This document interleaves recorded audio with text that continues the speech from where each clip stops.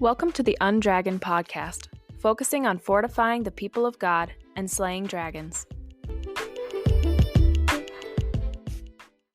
Okay, episode 10 of Undragoned. For this one, I have a brother in the church, Kris Martenson, on the pod. He heads up our Voice for the Voiceless ministry. I'll let him explain what that ministry is all about in a second, but largely it's a ministry that's focused on combating abortion, primarily in Utah, but also has some larger effects around the country as well, which is super cool, and definitely want him to talk about in a second. But first off, Kris, thanks for being on the pod. Thanks for having me. Yeah, super excited about this one, man. It's such an important conversation. I mean, abortion is a hill that's worth dying on as Christians. And so having a brother like you who is out there, day in and day out, working towards saving babies, first off, thank you for what you do. Yeah, thank you. Yeah. Super excited to have this conversation. Appreciate it. Appreciate being here. Yeah. I think that it is important for everybody to get involved with it in some aspect. We're called to rescue. And that I feel like it's everybody's job to get out there and do it. That's what we're commanded to do. Mm-hmm. It's a rescue. So, yeah, it's a rescue. Okay. So, I mean, with abortion, obviously, when people start thinking about abortion, and especially organizations that are against abortion, their minds typically go towards the pro-life movement, right? Because that's just been in our country for a long time. That's been kind of the dominant voice against abortion. But Voice for the Voiceless, it differs from the pro-life movement in some significant ways, right? Right. So what are some ways in which the Voice for the Voiceless differs? Voice for the Voiceless is an abolition. We want total abolition, seeking to abolish abortion completely. And what the pro-life industry does is they try to take it at steps incrementally and kind of chip away at the whole pro-life and abortion movement. But what's happened is where we are today, here, almost 50 years now, and we're still going. We haven't really gained any ground, and the regulating, the methods of how to do it, when to do it, that isn't working. Those are the same things. But the Bible says abolish. That's what it teaches, to abolish evil. It says cease to do evil, learn to do good. It says abolish it now. Isaiah 10:1 says, woe to those who decree iniquitous decrees. You don't make these pro-life incremental laws and try to change people's minds. You cease to do evil, cease to do it now, bring justice to the fatherless. Gotcha. So that's what we're doing here at Voice for the Voiceless here in Utah, and we're following a program. It's actually, I wouldn't say a program, it's the coalition of churches that End Abortion Now has set up. It's kind of a platform that they've given us to systematically, I say it's not systematically, it's just a way of doing it to where it actually has some effect. They go to the abortion mill right out there in front to save those and rescue those babies, as many as they can right there at the mill, at the front line. And then they bring awareness and education to the public so that they actually know what's happening and what's going on. But then they also go to the legislators, go to the politicians, and have it stopped inside in the states. Each individual states will work on that. The Roe versus Wade is a Supreme Court decision. It's not a decision. It's actually an opinion. Supreme Court doesn't make laws. I think we all pretty much know that now, that Supreme Court doesn't make laws. Our House, our representatives, they make the law. Mm-hmm. So we can ignore Roe. That's something that's actually not in the Constitution, that you can kill your preborn babies. So the the 10th Amendments give us the right in as states. It gives the state sovereignty, so we can abolish abortion here in Utah. We don't have to follow what the state, the federal government is telling us to do. So that's what we're doing here is following basically that same program, but as in Abortion Now is that platform that they've set up for us by going out to the mills, and we've been doing this now for about 10 months, and we're just now starting to get into the legislative side of it, but we've seen so much happening at the mills that and so many people now getting kind of behind this, different churches from all over the valley, Christian churches that have been excited to see what has been happening. So the more people that get involved, of course, the bigger impact you have. For sure. So now, when you say abolish abortion, then so that would probably encapsulate more than just defunding Planned Parenthood, which has been kind of a staple, I guess, goal that's been told to us by the pro-life movement. Right. But when you say abolish, do you mean in the sense of criminalizing abortion? So abolition is more of a total, immediate, complete abolition of abortion, where there's no exceptions for rape, incest. And when we talk about mother's life, we'll talk about mother's life in danger. We're not talking about the abortion. We're talking about when a doctor has a life to save. It's a life-saving attempt now. So when you have, say, 2 heartbeats on a table and there's an accident, they come in, there's a baby, there's a mom, and the doctor's trying to save a life. He wants to save both lives. He's attempting to save life, and he only saves one. The baby dies. That's not an abortion. That's a life-saving attempt. So a lot of people will take that and put that into that bill as a incremental part of it, because it tugs on our heartstrings. That's something that we all have a lot of emotion for. So then the rape and the incest, we don't want that mother to now have to live through her life as someone who took her baby and killed that baby. Now what we do say is that what the God's law says is that the criminal, the rapist, now he deserves just God's law, which is death. So you don't put the baby's life or the baby to death. Okay.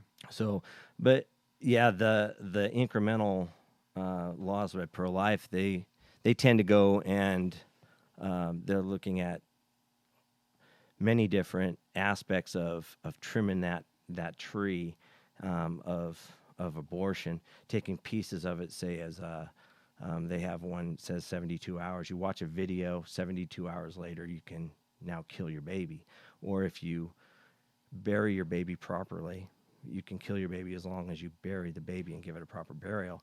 Those are things that they think will end it. It's actually not really doing anything to it. So as an abolition, yeah, we have to call it what it is. It's murder. That's why we have our signs. They're rough signs. They say, don't murder your baby. We use graphic signs because that's the truth, and that's what we want to bring them. So if you murder your baby, then you're a criminal. Anybody who murders someone is a criminal, and they should be criminalized. It should be criminalized for them as well. In the bill, it does actually give that example of, I mean, you do still have victims. You have victims of child trafficking or sex trafficking, and maybe they'll force them in to get an abortion against their will. If those happen, I mean, that's in the bill.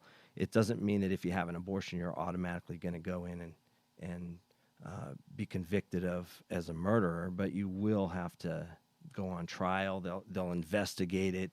They'll do those things. They'll treat it like a regular criminal activity. But if you're innocent, then you're not gonna. They're gonna have to treat it that way. For sure. So You see what I mean? what I'm understanding is like the pro-life movement, as you mentioned, they're kind of trimming back on this large tree. It's like a branch at a time, maybe. Right. Well, Voice for the Voiceless and Abortion Now, you're going for the whole tree. That's right. We're here, taking the right axe now. down Yeah, right. right at the root of it. Gotcha. It's abolishing all of it. Right. Okay. All right. And I mean, obviously that's inflammatory speech. Obviously that's controversial for sure. And you mentioned that you guys are, there are two fronts to the battlefield where there's boots on the ground at like local Planned Parenthoods where you're holding signs and just talking with people who are trying to go in, pleading to them to not go through with the abortion, and also the legislative side that you were just talking about. But to the boots on the ground at the local Planned Parenthoods, I mean, abortion is obviously not a neutral issue. I mean, everyone has an opinion on that one. I mean, it's hard to have a conversation about abortion without, voices being raised and emotions getting, very, very high, which I'm sure that you're very, very familiar with. But talk to us a little bit about the reality of being being someone who is at a Planned Parenthood, face to face with a mother and maybe even a father there as well that are going in there to have an abortion, and describe like the conversations that you experienced and you and the team experienced there. Yeah, so it's there's some very common arguments that you see, and those common arguments tend to come from the rape, the incest, and things like that. But those are more from passerbys or people that are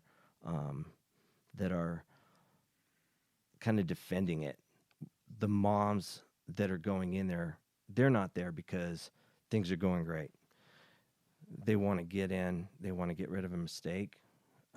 Things that they've been told, maybe they're pressured by it from their family. They're embarrassed. They're thinking of all the things that society has told them.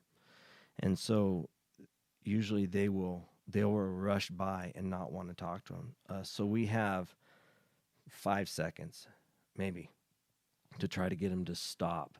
So there's a couple different reactions that we could get, but we try to provoke them, try to get them to stop, try to get them to just give us a conversation, and we're doing it with love. It's a hard thing to see and try to get them to just give us a second. The gospel is worth more than a second, but that's what we have to bring them, because right on the signs it says, don't murder your baby. Jesus says, thou shalt not murder. God says that's a commandment of God. They already know that. So they know what they're doing is wrong. It's an emotional thing. They may yell at you. They may try to justify it in their own mind, or they might try to rush by. And so I'd say 95% of the people will either rush by or lie as they go in, and they say, I'm here to get this building is actually, it's full of dentists and counselors and things. So we might say, well, I'm here there, or they might say, well, I'm here for a teeth cleaning, or I'm just going in for birth control. But we know, we can see, we've been there now for about 10 months. We can see when they're lying to us, and normally they are. And even that, we can pretty much stop them. And if they say, well, I'm going in for birth control, and I say, well, it's Wednesday. They don't do birth control on Wednesday, and I'll get them to stop and talk. And then at that point, they'll usually give us a little bit of a conversation, and trying to convince them that we're actually there to help them, and that they can trust what we say is true. That's probably the hardest thing, is to get them to understand that what we're saying is truthful. But we have to be truthful from the very beginning. We have to tell them that killing your baby is murder. We have to tell them that it's a commandment of God to say that you cannot do that. And that's usually the different ways to stop them to talk if they will talk. There has been also a few people that have come out. One of the moms that we helped, she actually went over to West Valley and she watched the video of the 72 hours, and then she came in to the Metro Center down there in downtown, and she went in, saw us as we went in, and we talk on the microphone because it's not over when they go in. We know how to echo our voice to the back of the building where they've now moved all those downstairs into the back so that they can't hear us. But we You're bothering them then. we actually know how to project our voice down there, echo it off the sides of the buildings to get down there, which it does disturb other people, but we need to reach them and talk to them. For sure. And so we do talk to them, and we have had them come out. And Shay, as a matter of fact, this we're having the birthday or the shower, the baby shower for her on June 5th. She was one that went in and came out. But one of the things that's happened through the COVID, which they're starting to change this up now too, but with all the COVID, they wouldn't allow the dads to go in. So they would take their girls in and drop them off, and then the dads would have to leave. So then the dads would have to come out and wait for an hour and a half, 2 hours. Some of them didn't have anywhere to go, so they'd sit in their cars or they'd come out and talk with us. So that gave us a big opportunity to be able to share the gospel with them and talk to them about what was happening, convince them that we can help, that we do adopt, we want to adopt, we can pay for that. All those arguments, those things that they have, we can take those away from them by actually showing them and proving to them that we can help. So that gives us that time. I'll give you an example. The first one that I know of, we were over in South Jordan. So we go to the other Planned Parenthoods as well. South Jordan was the one that we started to go to. And because of the COVID, this guy took his girl in to watch that video. And then he came out and he didn't have anywhere to go, and he came out and sat on the hill with me, and we just had our conversation for about 45 minutes. And he said, what are you doing? Why are you doing this? Do you have a job? Well, yeah. What's your faith background? I used to be LDS. So we had this conversation. We opened up the Bible. We talked about what was going on. And about 45 minutes later, he says, you're right. I don't know why I'm not marrying her. I don't know why we're not married. I don't know why we're not having this baby. And he says, you know what? You're right. I'm going to marry her. So she came out, and he went and told her, and just seeing the joy and the in her face, the smile, and they got in their car and they drove away. This is what those moms need. They need to know that they're not alone. They need to know that there's going to be someone there. And there's people that have been in their shoes. And so that's what we try to bring them, that message that we love them. We want to help them. We want to come alongside them forever. We don't want to just say, be well, be fed, and be on your way. We want to say, we want to come alongside you forever, as long as you'll let us, and help you with everything that we can, which is usually everything that they need. So that's the one side of it where it's pretty peaceful. You get that also at downtown at the Metro, even though that's the front line. That's where they're going in to actually kill that baby that day, and they want to get in there. You still have those conversations, but then you also have the ones that those dads will take their girls in, and their girls will go in there and they don't want to hear you. They just want to get rid of that mistake. So there's some conflict there, and they'll get angry. They'll get mad. They'll cuss you out. They'll drive away. But I'll give you this example, and this one was pretty neat. Brian was at the mill, and I think there was just a couple of us there, and there was a guy that came in with his girl, and it was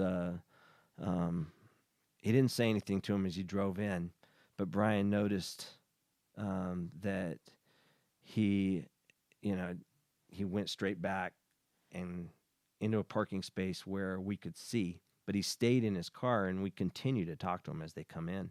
And he says, look, what are you doing? You don't be a coward. Don't be a person that just takes your girl. You need to step up, be a man. God says, don't murder. And he was on him. He was on him for 6-7 minutes, but the whole time that guy and his girl stayed in their car, and they listened. And 6-7 minutes later, the guy backs up and turns around and he says, "Don't call me a coward. I'll show you I'm a man. I'm going to go home and we're going to raise this child. I'll show you." So that's the other side of it. The provoking, the kind of what seems confrontational, but there's two different aspects, two different things, and you don't get it always right, but you're trying to bring them that truth. And both of those examples, we told them the truth, and that's what they needed to hear. Yeah. So. I just can't imagine the difficulty of, with that example, just talking with strangers that you don't know and trying to, speak to them, speak to their sensibilities, trying to convey the gospel to them and convict them of what they're actually doing. But as you mentioned, people react differently. They have different histories, right? So they might be triggered by something that you say normally to someone else, that there's no reaction, but then to them it's completely different, right? It's just hard to navigate that.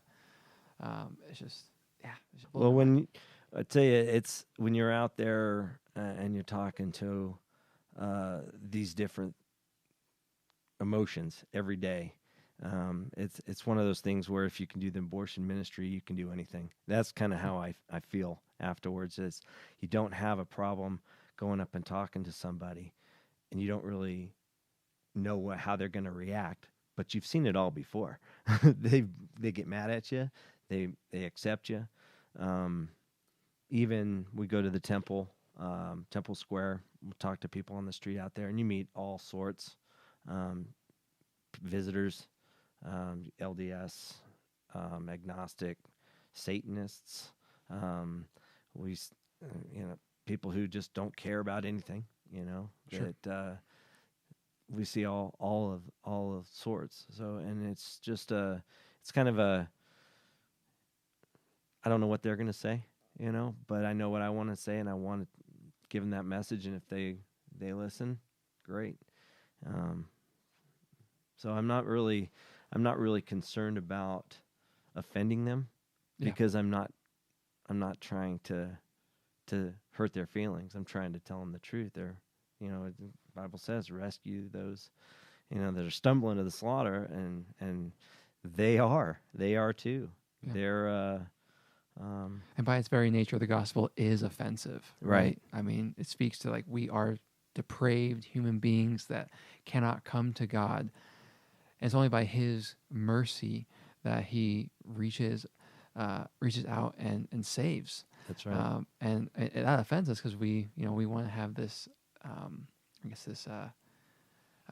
autonomy on our part where we can make these choices, but at the same time, it's the Lord who does save. And so, and then, just in terms of talking with people who are going in for abortions, that's obviously going to offend them. I mean, whether it convicts them and they turn away from Planned Parenthood or they go forward with it, it's going to offend them. Right.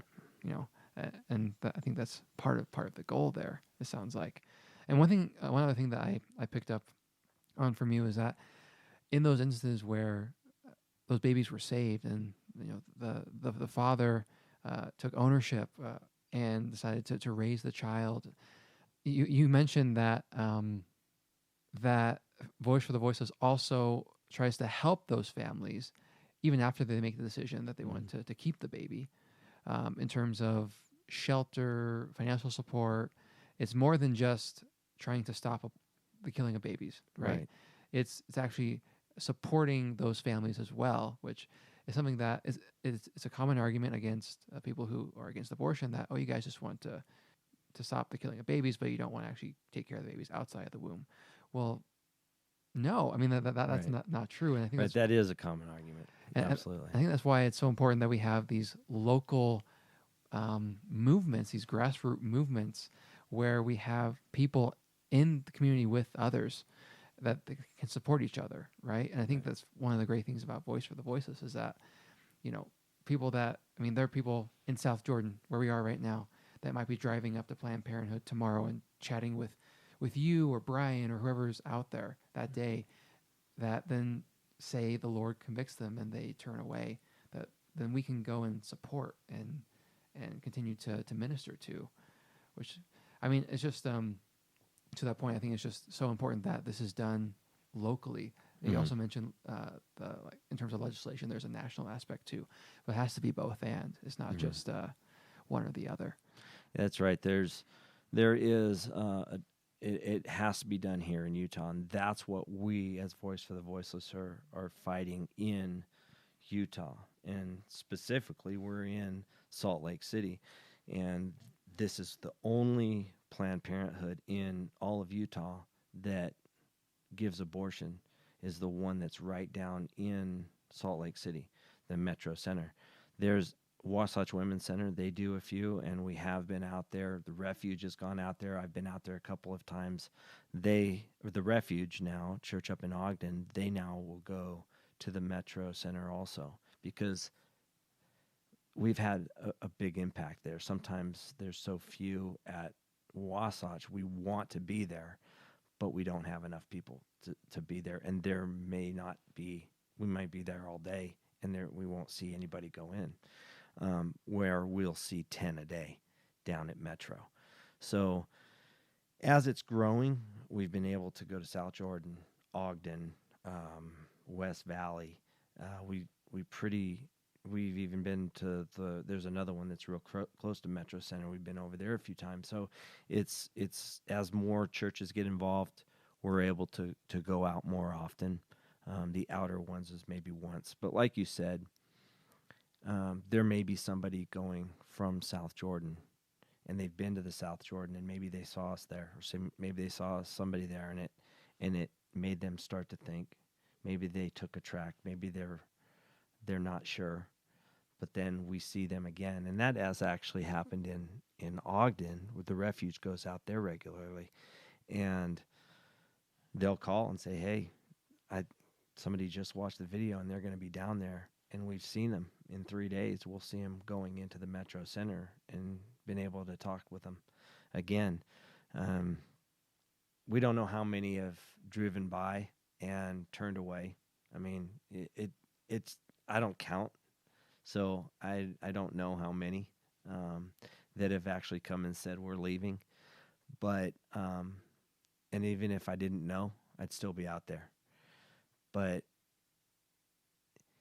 that is something that we need to go to those outer clinics as well, and get the community, get our churches involved, get all of our churches need to do this together. And even going to the mill, I know it is intimidating. It's hard. It's something that you're unsure of. There is confrontation there. There's some conflict. There is some things that maybe you're uncomfortable with being there. There's other ways to get involved, but those right there, really, there's a couple people in most every church that's willing to go out, and that's really what we can do, is come together. It doesn't have to be just the Mission Church going out to Metro, or just the Refuge going to Ogden. It can be, like, say, for instance, on Friday, the Refuge goes out to Metro in the morning, and usually the Mission Crossroads we'll go out there in the afternoon. But if somebody can go in the morning from the Mission, they'll go with them. So now we can work together. We've just been able to work together now and have multiple people out there. You don't want to have one person out there. For sure. It's kind of a not a good idea. But now if you have 5 churches that say all together, hey, is somebody going out there? I can go. Sure. We do that on Saturdays. We'll go down to the temple. We'll have a few different churches go down and meet together down there And that just kind of started recently, and it's been working together. But that's kind of the whole platform of End Abortion Now, too. Like I said, across the country, actually global now. I mean, it's around the world, is that we can work together, see what other people's experience, learn from each other, see what's going on there, and apply it to right where we're at locally. And it is Utah. There are some differences, but we're able to help each other and grow together. For sure. And with that, so I mean, Voice for the Voiceless is locally in Utah, and so we have listeners who listen in from out of state, and so for those people who are listening in and they just feel convicted, they feel just motivated to be a part of this some more, where would you point them to? So out of state, they would they could go to End Abortion Now, and they could contact them through endabortionnow.com, and find a local body of church that has signed up with End Abortion Now, and partner with them. They could get involved. They can learn legislatively through them and how to do it. Abolition is kind of a small community right now, but growing. So most likely around the country, in the state, there's someone close by that is doing that. But if there isn't, and they do want to get started in it, you can do it. End Abortion Now is right there to help. When we came to Utah, Kelly and I, we didn't know anybody that did this. And when we went to Rich and Pastor Rich, and we said we wanted to do it, he was all in. He wanted to do it, but it needs to be a church-led ministry. You can't just go out and do it on our own. So you need to have a church that's willing to do it. And finding a church that's willing to do it, that may be an obstacle there. It was for us. But once you are able to get involved, it might be just you out there and starting it. And you might feel like it's a little intimidating. But like I said, there's so many people that are willing to come out even and help, talk to you on the phone. I get on the phone and I can talk to anybody. I can talk to the guys down at Apologia. I had no problem people calling me from around to say, how did you do it? I even go to these rallies. There's sometimes rallies going on close by. Sometimes it's a little difficult. I just got back from South Carolina. I went to the abolition rally where they introduced the bill out there. And so it's, sometimes it is a little difficult, but there's more coming. Find out if there's some in your state. And you can follow that through, I usually try to keep it updated on our Facebook page. You can find that on Utah Voice for the Voiceless. You can follow us there. I try to update different places around the country. There's different places like Free the States. You get to know the different abolition groups and End Abortion Now, and Gotcha. kind of go in that direction. Okay, yeah. So endabortionnow.com, the Facebook page for Voice of the Voiceless. Mm-hmm. Definitely put both of those in the description for the podcast so people can easily access that. Again, abortion is it's a hill worth dying on. We are, as Christians, a voice for those who are voiceless, the preborn babies in the womb. And so, Kris, thank you again so much for what you're doing, what the team's doing, and I pray that God continues to save babies, and may He continue to do so and use your ministry. Thank you. I appreciate it.